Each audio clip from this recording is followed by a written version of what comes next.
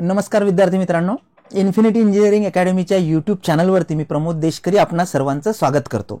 जसे की तुम्हाला सगळ्यांना माहिती आहे की legal metrology inspector legal metrology 2023 मुख्य परीक्षेचा रिझल्ट लागलाय।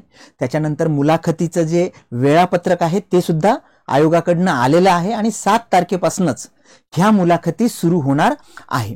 आता याच्यामध्ये जे विद्यार्थी एलिजिबल होते किंवा पात्र होते ते मेकॅनिकल इंजिनिअरिंग असेल, इलेक्ट्रिकल इंजिनिअरिंग असेल किंवा त्याच्या व्यतिरिक्त बीएससी फिजिक्स वगैरे जे विद्यार्थी असतील तर त्या विद्यार्थ्यांनी ज्यांनी याच्या पूर्वी राज्यसेवा असेल किंवा कुठल्याही एमपीएससीचा मुलाखतीचा टप्पा तिथपर्यंत ते गेले नाहीत अशा विद्यार्थ्यांसाठी हे नवीन काहीतरी आहे आणि खूप कमी वेळ मिळालेला आहे विद्यार्थ्यांना तयारी करण्यासाठी। त्याच्यामुळे संभ्रम आहेच आहे आणि बऱ्याचशा विद्यार्थी मित्रांचे आम्हाला कॉल आले, बरेचसे विद्यार्थी मित्र आपल्याला भेटून सुद्धा गेले, कारण मुख्य परीक्षेच्या वेळेस त्यावेळेस सुद्धा एक गायडन्स सेशन आपण YouTube वरती घेतला होता आणि इथे ऑफिसमध्ये सुद्धा इन्फिनिटी अकॅडमीच्या ऑफिसमध्ये सुद्धा खूप विद्यार्थी येऊन भेटून गेले होते आणि त्यावेळेसचं जे मार्गदर्शन त्यांना मिळालं होतं त्याचा खूप फायदा झाला विद्यार्थी मित्रांना। तर या अशा विद्यार्थी मित्रांसाठी की जे थोड्याफार बहुत आपण म्हणू शकतो की गोंधळलेले आहेत की एकदम 7 तारखेला किंवा 8 तारखेला किंवा 13-14 तारखेला त्यांचे मुलाखती आहेत आयोगाच्या आणि एवढ्या कमी वेळामध्ये काय करायचं, तर अशा विद्यार्थ्यांसाठी एक छोटंसं सेशन या माध्यमातून इन्फिनिटी अकॅडमी तर्फे आपल्या समोर आपण स्पेसिफिकली देत आहोत। याचा नक्कीच तुम्हाला फायदा होईल। तुम्हाला नेहमी आम्ही जसं आवाहन करतो तर आमच्या चॅनलला सबस्क्राइब करा, बेल आयकॉन जे आहे ते प्रेस करा, म्हणजे अशाच प्रकारचे नोटिफिकेशन तुम्हाला मिळत राहतील। तर विद्यार्थी मित्रांनो, आजच्या या सेशनमध्ये काही महत्त्वाच्या इंटरव्ह्यूच्या टिप्स आमच्याकडनं तुम्हाला देण्यात येणार आहे आणि टेक्निकल जो पार्ट आहे तो कशा पद्धतीने करायचा याच्या संबंधित सुद्धा कशा प्रकारचे प्रश्न असू शकतात, कारण प्रश्न काय विचारतील हे कुणाला सांगता येणार नाही, पण साधारणतः आपली काय तयारी असली पाहिजे त्या पोस्टला अनुषंगाने त्या पोस्टला धरून ते मात्र आपण नक्कीच तयार करू शकतो। तर विद्यार्थी मित्रांनो, आपण काही इम्पॉर्टंट टिप्स बघणार आहोत। पोस्ट आपल्याला माहिती आहे इन्स्पेक्टर लीगल मेट्रोलॉजी 2023। आता याच्यामध्ये काय आहे तर एक महत्त्वाची गोष्ट आहे की जो इंटरव्ह्यू आहे, जी मुलाखत आहे, टेक्निकल आणि नॉन टेक्निकल अशा दोन्ही अंगाने होणार आहे। बऱ्याचदा विद्यार्थ्यांच्या मनामध्ये असं येतं की टेक्निकल तर मी आता क्लिअर केलेलं आहे, इथे मे बी फक्त नॉन टेक्निकल होईल, असं नाही। आणि बऱ्याच अंशी हे सुद्धा तिथे महत्त्वाचं ठरतं की मी त्या मुलाखतीला किंवा पॅनलला कशा पद्धतीने ड्राईव्ह करू शकतो, कारण try to pull the panel into your field of interest, कारण आपण जर त्यांच्या प्रश्नामध्ये ओघवत वाहवत गेलो तर थोडंसं अवघड होऊ शकतं। मग अशा वेळेला आपले जे आराखे आहे किंवा आपण जे ठरवलेलं आहे काही महत्त्वाच्या गोष्टी की याच्यावरती मी चांगल्या पद्धतीने प्रेझेंट होऊ शकतो, अशा गोष्टीवरती तुम्ही काम करायचंय। काही महत्त्वाच्या पॉइंट्स आहेत बघा। सगळ्यात पहिल्यांदा तुम्ही काय करायचं आहे तर तुमचा जो आयोगाचा प्रोफाईल आहे या आयोगाच्या प्रोफाईलची प्रिंट आउट काढायची आहे। आता बरेचशा विद्यार्थी मित्रांनी ते ऑलरेडी केलेलं आहे, जे विद्यार्थी मित्र माहिती आहे ज्यांना राज्यसेवा वगैरे दिलेली आहे, तर प्रिंट करायचं आणि त्याच्यामध्ये आपण काय काय इन्फॉर्मेशन आयोगाला दिलेली आहे। फॉर एक्झाम्पल, मी कुठून आलोय म्हणजे माझं लोकेशन काय आहे ही माहिती मी दिलेली आहे, साधारणतः डिस्ट्रिक्ट, तालुका प्लेस, गाव प्लेस त्याच्याबद्दलची माहिती मला असली पाहिजे।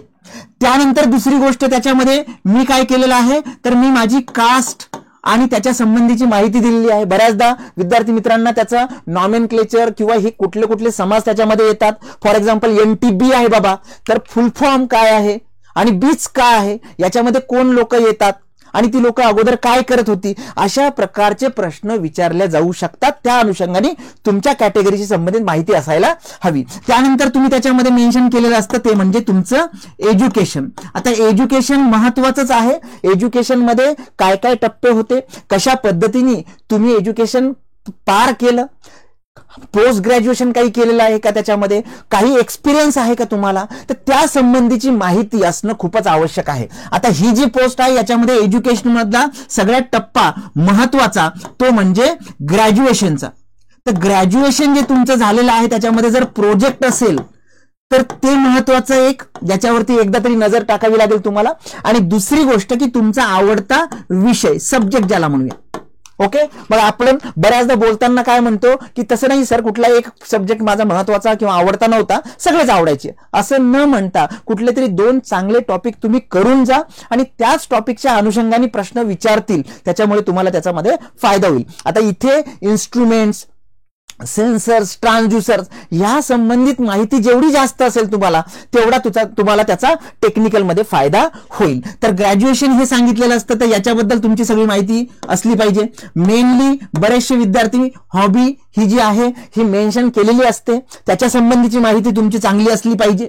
आणि त्याच्या व्यतिरिक्त जर काही particular information, date of birth असेल किंवा बाकीच्या गोष्टी असेल, तुम्ही जर त्या तुमच्या प्रोफाईलमध्ये मेन्शन केले असेल, तर त्याच्या अनुषंगाने एकदा तुम्हाला तुमचा प्रोफाईल, कारण हे प्रोफाईल म्हणजे काय आहे, असं डॉक्युमेंट आहे जे आयोगाकडे तुमच्या अगोदर सादर झालेलं असतं आणि त्याच्यावरूनच बऱ्यापैकी प्रश्न हे विचारल्या जात असतात.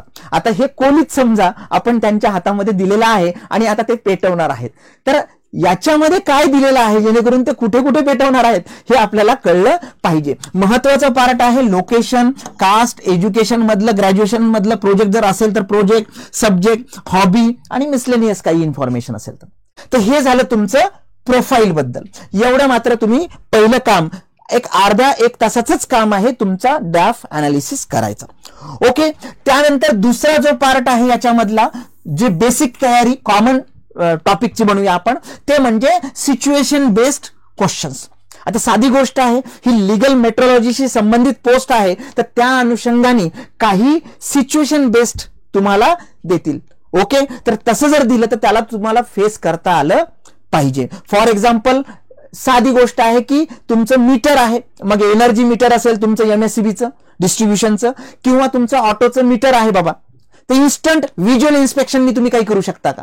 व्हिज्युअल इन्स्पेक्शननी तुम्ही त्याच्यामधला फॉल्ट लक्षात घेऊ शकता का? तुम्हाला काही माहिती आहे का त्याबद्दल? तर या प्रकारचे जर सिच्युएशन बेस्ड क्वेश्चन आले तर त्याला तुम्हाला तांत्रिक टेक्निकलची जोड लावावी लागेल.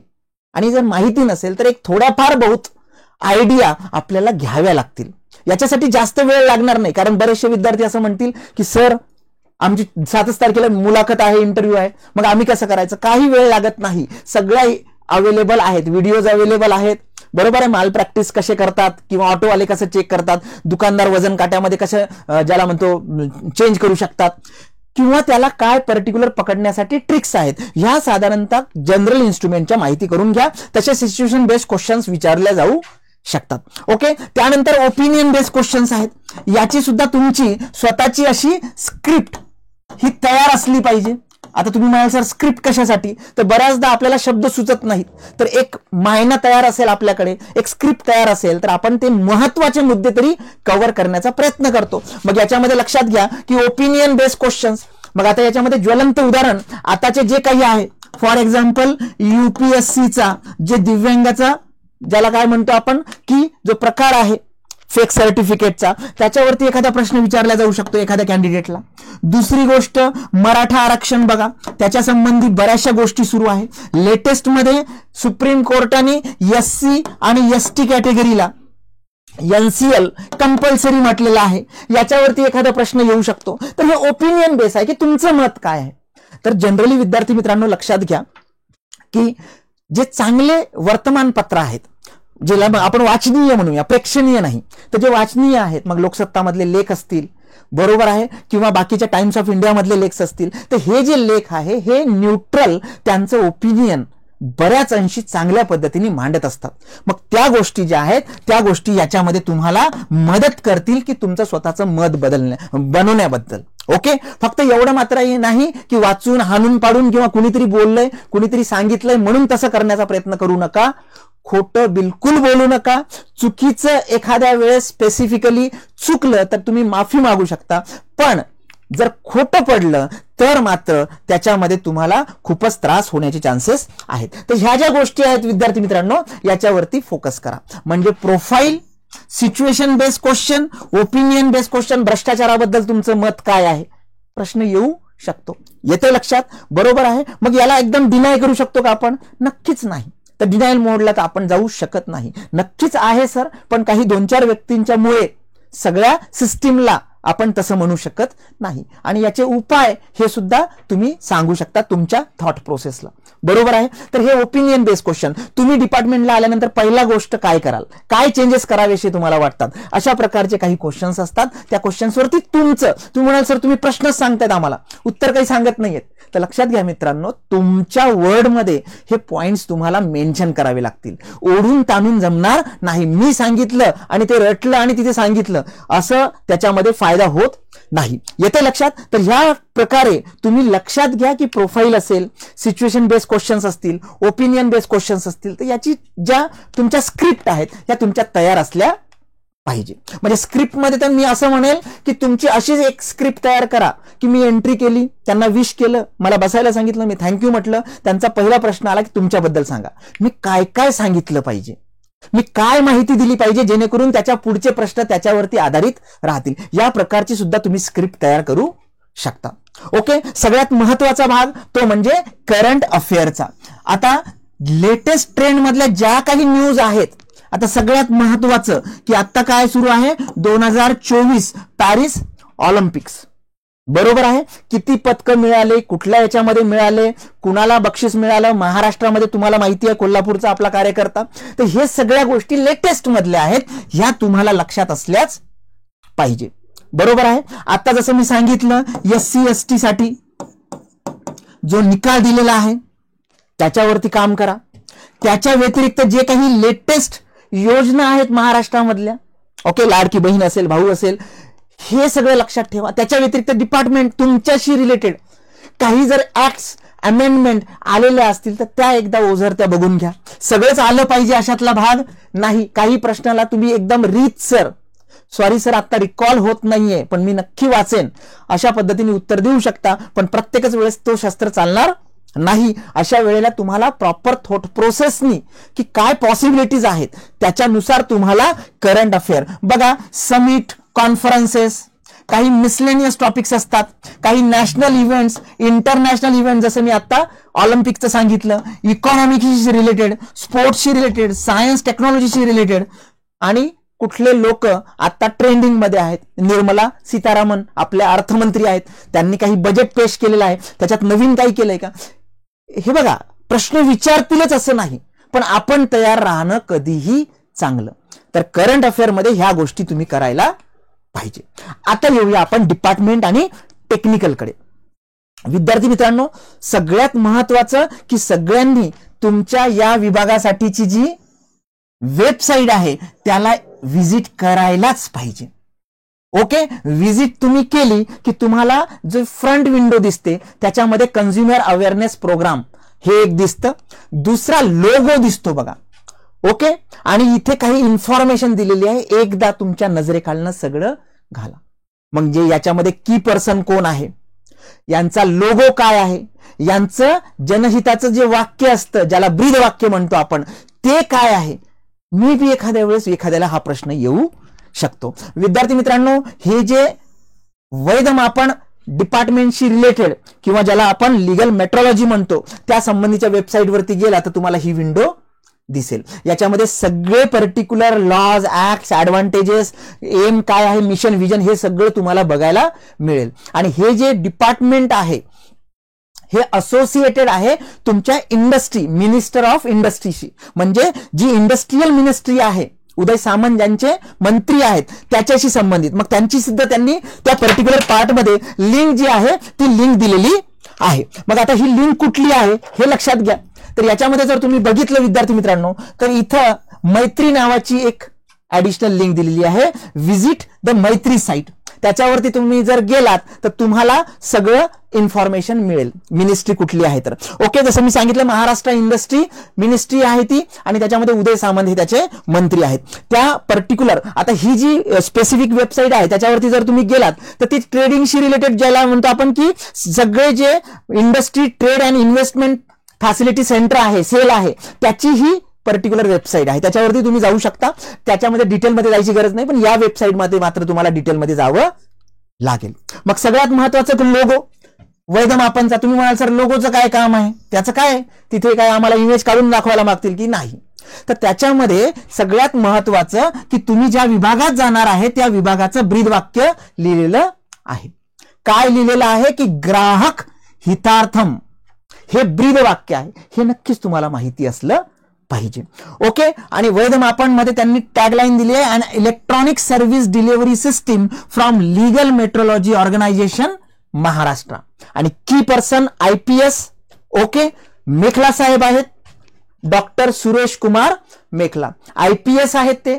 आता इथे IPS दिलेला आहे, याचा अर्थ बेसिकली ज्या डिपार्टमेंटला तुम्ही जाणार आहात तिथे सगळ्या प्रकारे तुम्हाला ऑथॉरिटी दिलेली असते की जेणेकरून ज्याच्यामध्ये ऑफेन्स जर काही घडला असेल, काही त्या इन्स्ट्रुमेंट सोबत छेडछाड केली असेल तर हे ऑफेन्स आहे. तर त्या केसमध्ये तुम्हाला सगळे माहिती जी आहेत ती असोसिएटेड असली पाहिजे. की पर्सनचं नाव तेवढं लक्षात ठेवा, डॉक्टर सुरेश कुमार मेखला जे IPS आहेत. ऍडिशनल अजून काय आहे, या डिपार्टमेंट काय प्रोव्हाइड करतं, तर सगळ्यात महत्वाचं की वेगवेगळ्या ज्या सर्व्हिसेस आहेत ओके त्या सर्व्हिसेस, कारण हे G2B मध्ये येतं, गव्हर्नमेंट टू बिझनेस या मोडमध्ये येतं, ऑपरेंडी मोडमध्ये. तर तुम्हाला लक्षात ठेवावं लागेल कुठल्या कुठल्या सर्व्हिसेस ते देतं. न्यू लायसन्सेस नवीन लायसन्स देणे, ऑटो रिन्युअल ऑफ लायसन्सेस जे काढलेलं आहे त्याला ऑटो रिन्युअल करणे, अमेंडमेंट इन लायसन्सेस काही जर त्याच्यामध्ये चेंज झाला असेल, अमेंडमेंट झालेली असेल रूल्स मध्ये ऍक्ट्स मध्ये. त्यानंतर package commodities registration, amendment in package registrations, nomination registrations, त्याच्या व्यतिरिक्त verification of weights and measures आणि कन्झ्युमर अवेअरनेस. म्हणजे तुम्हाला बेसिकली या पर्टिक्युलर सर्व्हिस ज्या प्रोव्हाइड करता हा विभाग, हे डिपार्टमेंट, त्या संबंधी कामं, रोल्स अँड रिस्पॉन्सिबिलिटी हे तुमचे असणार आहे. तर डेफिनेटली तुम्हाला आता बघा इथे कन्झ्युमर अवेअरनेस आणि verification of weight and measures हा एक पार्ट झाला त्याच्यामधला, जे आपण चेक करण्याचा भाग पडतो. कारण बऱ्याचशा विद्यार्थी मित्रांच्या मनामध्ये तो भाग असतो की मला इन्स्पेक्टर म्हणजे मी तिथे जाऊन ह्या गोष्टी करणार, पण त्याच्या व्यतिरिक्तही खूप साऱ्या गोष्टी आहेत, ह्या तुम्हाला नाही निदान ओझरत्या माहिती असल्या पाहिजे. ओके. डेफिनेटली हे डिपार्टमेंट जे रिस्पॉन्सिबल कशासाठी आहे तर maintaining uniformity and accuracy in all weights, measures, weighing and measuring instruments use by the traders, market and trading centers of Maharashtra state. Maharashtra राज्यामधल्या जे काही ट्रेडर्स असतील, जे काही पर्टिक्युलर युजर्स असतील, बरोबर आहे, जे बिझनेस पर्सन्स असतील, त्यांचे ऑर्गनायझेशन्स असतील, त्याच्यामध्ये युनिफॉर्मिटी, असं नाही की इथे 1 किलो काहीतरी वेगळंच भरतंय आणि तिकडे गेल्यानंतर 1 किलो काहीतरी वेगळं भरतंय. तर ह्या सगळ्याला जबाबदार हे डिपार्टमेंट आहे, त्याच्यामुळे ते काम ते करतात. ओके. वैध मापन बद्दल जर बोलायचं झालं, जसं मी आता सांगितलं, G2B गव्हर्नमेंट टू बिझनेस हे जे आहे हे लीगल मेट्रोलॉजी डिपार्टमेंट इम्प्रूव्ह करतं. One of the integrated service project and first of its kind G2B initiative implemented in this particular department. End to end solution improving G2B services. असं नाही की चुकीचं काही जायला पाहिजे, बरोबर आहे. तर ह्या सगळ्या गोष्टी ज्या आहेत एकदा तुमच्या नजरेखालनं जा, त्या वेबसाईटवरती गेलात तर हे तुम्हाला सगळं मिळेल. इथे काही वाचून दाखवणार नाही मी, पण लक्षात ठेवा की हे जे काही आहे वर्क फ्लो हे सगळं दिलेलं आहे तुमच्या त्या साईटवरती, की ऑनलाईन लायसन्स कसं काढायचं, रिन्युअल कसं करायचं, काय प्रोसेस आहे, हे एकदा तुम्ही जा म्हणजे तुम्हाला समजेल. बरोबर आहे. मॅनेजमेंट इन्फॉर्मेशन सिस्टीम आहे, त्याचे रिपोर्ट जनरेट करणे असेल, कोर्ट केस मॉनिटरिंग सिस्टीम असेल, तर म्हणजे त्या विभागाशी संबंधित हे जे आहेत हे काय आहे फंक्शनॅलिटीज आहेत. येतं लक्षात. आता हा झाला त्या विभागाचा भाग, थोडीशी माहिती असली पाहिजेच. वेबसाईटला नक्की व्हिजिट करा, मैत्रीला त्या वेबसाईटला जाऊन बघा, लोगो एकदम नजरेखालनं घाला, काय काय दिलेलं आहे त्याच्यामध्ये. जसं मी ग्राहक हितार्थम हे त्यांचं ब्रीद वाक्य सांगितलं, हे तुम्हाला माहिती असलं पाहिजे. आता येऊया आपण टेक्निकल वरती. बरोबर आहे. बऱ्याचदा तुमचा राज्यसेवेचा इंटरव्ह्यू हा तुमच्या जनरल वरती होत असतो, करंट अफेअर वरती होत असतो, पण इथे मात्र असं सांगू शकत नाही आपण की 100% हा तिकडेच जाईल.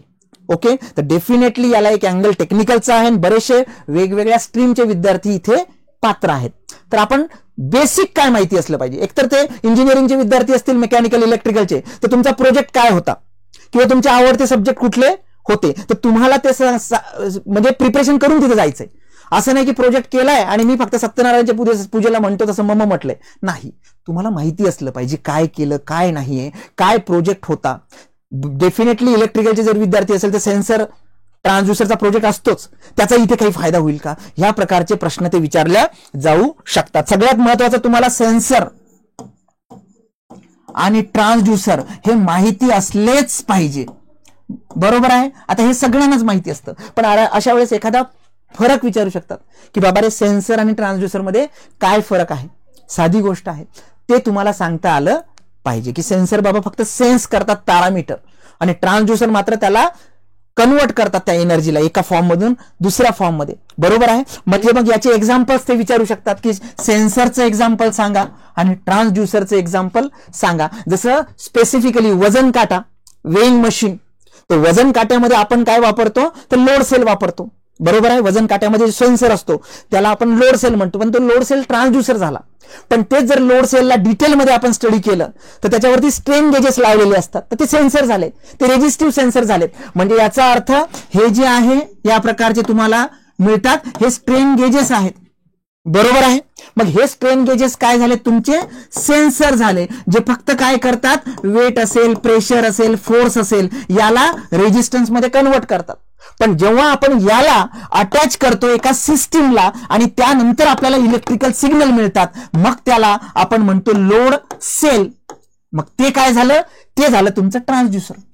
येते लक्षात. तर ह्या गोष्टी बेसिक तुम्हाला माहिती असल्या पाहिजे, एक्झाम्पल वगैरे माहिती असलं पाहिजे. वजन काट्यात कुठलं सेन्सर वापरतात, ऑटोमध्ये जो मीटर असतं त्याच्यात कुठलं सेन्सर वापरतात. बरोबर आहे. किंवा ब्रीथ अॅनालायझर असतं बघा पोलिसांकडे, चेक करतात ते इन्स्ट्रुमेंट जे आहे त्याला कसं चेक करायचं किंवा काय सेन्सर असतात.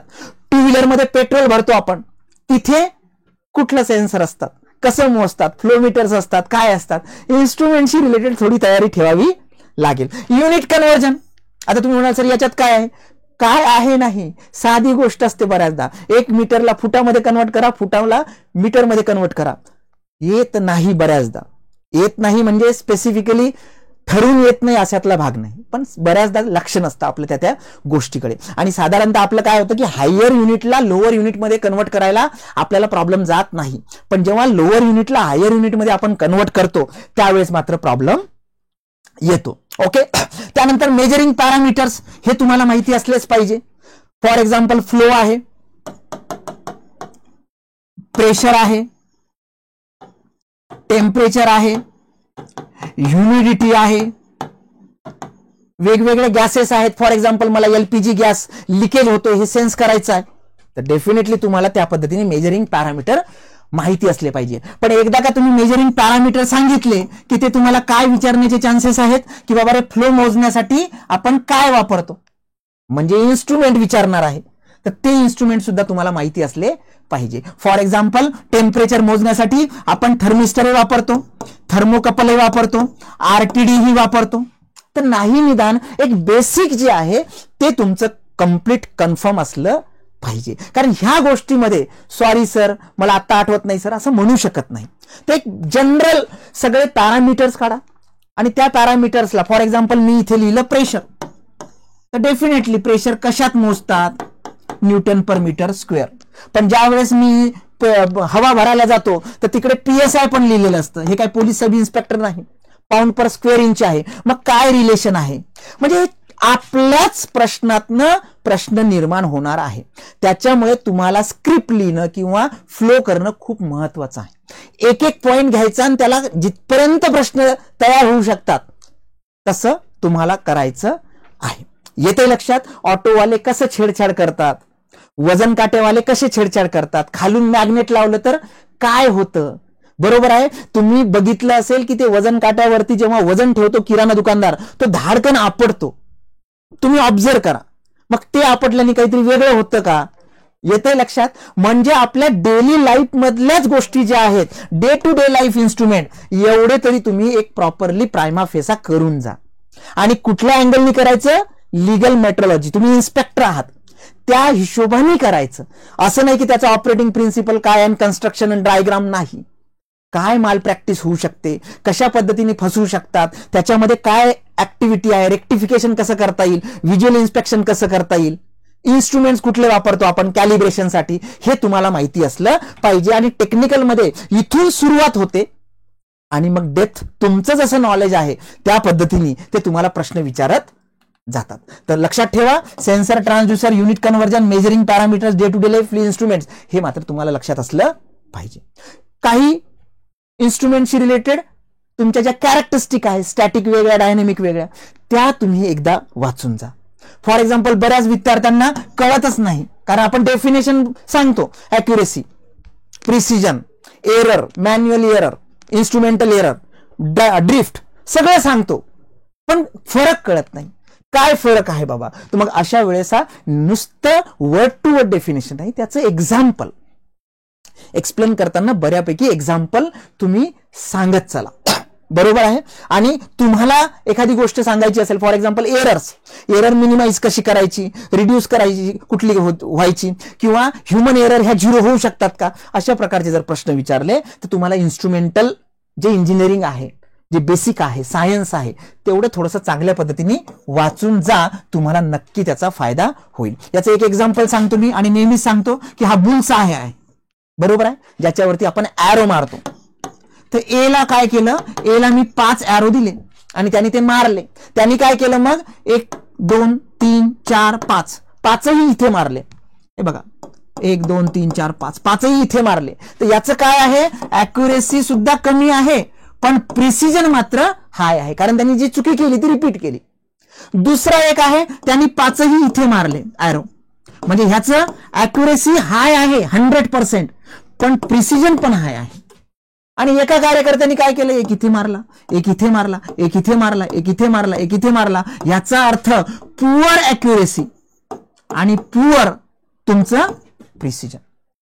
फरक लक्षात आला. साध्या साध्या गोष्टी एकदम कन्सेप्च्युअल समजून घ्या, डेफिनेशन टू डेफिनेशन न जाता. आणि ह्या पद्धतीने जर तुम्ही केलं तर नक्कीच तुमचे सिलेक्शनचे चान्सेस हे मॅक्सिमम असतात. विद्यार्थी मित्रांनो, जसं मी सांगितलं की इंटरव्ह्यू हा काय प्रश्न विचारतील हे कुणीच सांगू शकत नाही, पण त्याच्यासाठी लागणाऱ्या ज्या तयाऱ्या आहेत, नाही जे वर्कआउट आहे, कमी दिवसात, सगळ्यात महत्वाचं की स्वतःला अधिकारी समजायला लागा आजच्यापासूनच, कारण ती मेंटॅलिटी आलीच पाहिजे. पण ती अशी ओढून ताणून येत नसते, त्याच्यासाठी नॉलेज लागतं. नॉलेजसाठी वाचावं लागेल, बरोबर आहे, कारण नॉलेज कधी येईल तर तुम्ही वाचला तर कॉन्फिडन्स सुद्धा कधी येईल, तुमचं नॉलेज असेल तर. ह्या गोष्टी डिपेंडंट आहे.